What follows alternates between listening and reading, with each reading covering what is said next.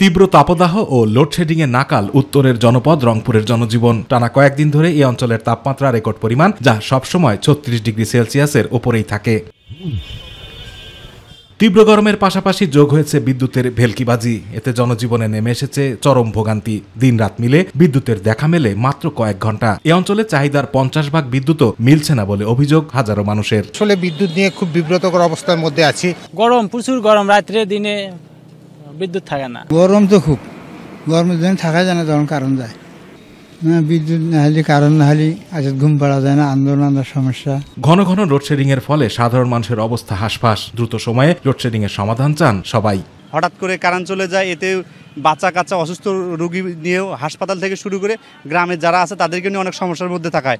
যখনই লাইট চলে যায় প্রচুর গরমের কারণে আমরা অর্ডার করা অসুবিধা হয়েছে। কারেন্ট তো ভাই আধা ঘন্টা থাকলে আবার 2 ঘন্টা থাকতেছে না, এটা আমাদের সমস্যা হচ্ছে, কাস্টমারদের সমস্যা হচ্ছে। আর বিদ্যুৎ বিভাগ বলছে চাহিদার তুলনায় উৎপাদনের ঘাটতি হওয়ায় এমন ঘন ঘন লোডশেডিং হচ্ছে। বড়পুকুরিয়া তাপবিদ্যুৎ কেন্দ্র বন্ধ থাকায় উত্তরাঞ্চলে আরো বেশি লোডশেডিং এর প্রভাব পড়ছে বলে জানান দায়িত্বরতরা। কয়লা বিদ্যুৎ উৎপাদন কেন্দ্র 3টি বর্তমানে বন্ধ রয়েছে, যার জন্য লোডশেডিং এর মাত্রা আরো অনেকটা বেড়ে গেছে।